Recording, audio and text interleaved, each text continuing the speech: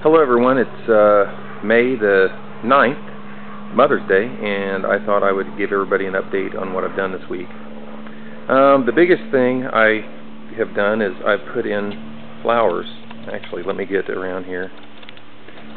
I've got roses. I put roses out for my wife for Mother's Day. Instead of getting her cut roses, I decided to plant some in these wine barrels I had, and I put in another one there, another one over there, and just, you know, some basic flowers, marigolds and stuff, and then I put in, you know, I've still got tomatoes there, and then I got a pepper there that got damaged by some slugs and stuff, and so I'm kind of trying to nurse it back to health.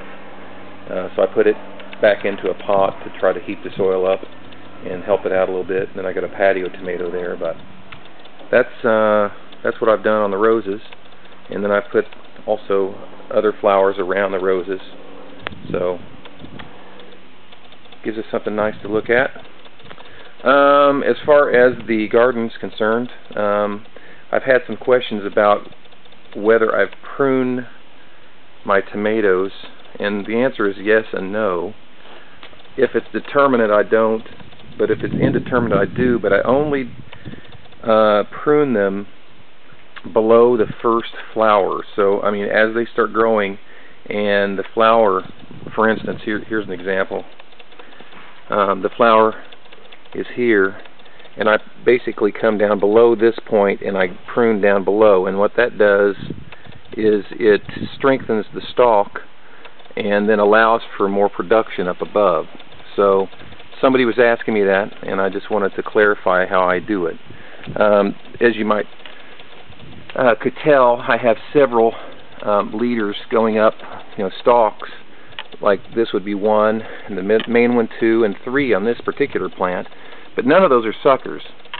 But what I do is I go up to the first, in this particular case is right here, and I sucker everything down below it. And so what's happening is these things are getting stronger and then bushing out the top and creating all kinds of flowers up above, and that's what I'm looking for. You can also tell that things are really, really growing tall above the top of what it used to be my greenhouse or my hoop house. But I'm using the hoop house, I took the plastic, pulled it back, and I'm using it to support all my tomatoes. And what I've done is every 10 inches I've come over here and I've added a hook, and then I run on both sides of the plant. I go all the way to the end, and then I loop around here all the way to the end here, and then loop around and go on the other side, and I do that every 10 inches so that it supports the plants going vertically. And then as they grow, I add another one 10 inches above that, and I keep going.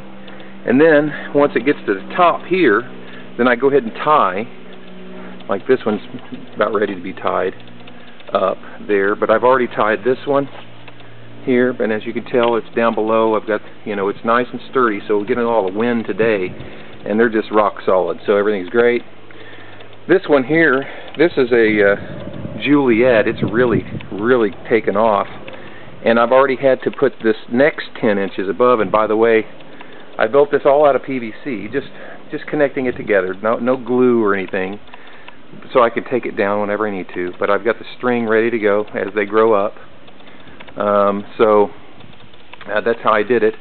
And also I just clamp them on here so I can take them down whenever I need to, you know. So, but you know, as you can tell, I brought the string in here for support, and then on the opposite one here, I went up, put it in, you know, I put the rebar into the ground, drove it into the ground, and then put the pipe over the top of the rebar so it holds it nice and solid in there.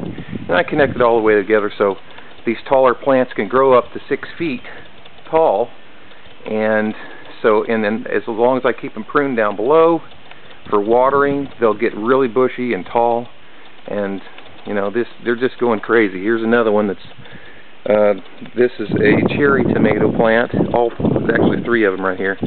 They're cherry tomato plants, and they're all over the top of of it. But see, there's an example of a sucker that I'm going to let go. I'm not going to take it off because I want it to bush out at the top. Okay?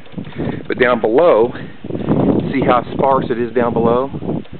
That's what I want. I want it to be basically empty down below and bushy at the top. So those are all cherries, and you can tell there's all kinds of, there's tomatoes coming out right there.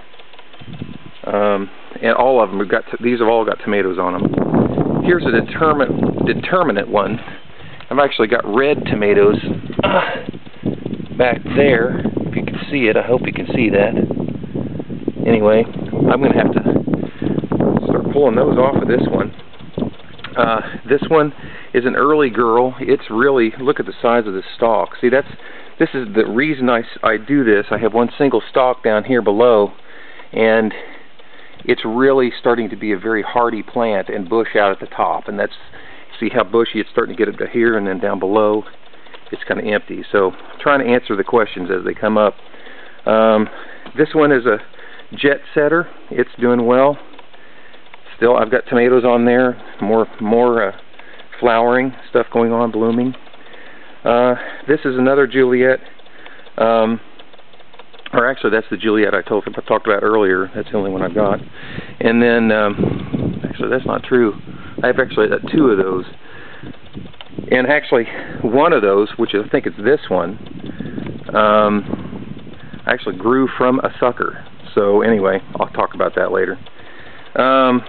Celebrity tomato, got all kinds of blooms coming out on it, starting to bush out at the top again. Look at the bottom, kind of more sparse. This is a drusba. This is a heirloom tomato, but look at the size of this stalk. This thing is massive. It's really starting to I mean, it spent a lot of time getting that stalk kind of healthy, and now it's starting to bloom out and do well. Beef, big beef, and then these two are super steaks, and they're doing well. They're just a little bit behind the other ones. I planted them a little bit later, but they're coming along quite well. I did put beans in here, but they haven't had time to come up. It was only about, I don't know, 6 or 7 days ago, so they'll be coming up. There's actually a better view of what I did as far as the flowers are concerned and whatnot. And then back down here, I guess I got my broccoli coming up. As you can tell, the broccoli is starting to get pretty big. So there, and actually back there, if you can tell. So, and then peppers. Got my peppers.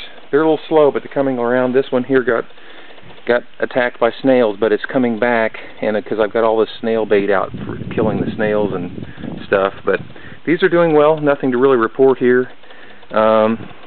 This particular, peppers like warmth, and they like warm soil, and so it's just, we're still getting down into the 40s at night here in Napa. So these are all the strawberries.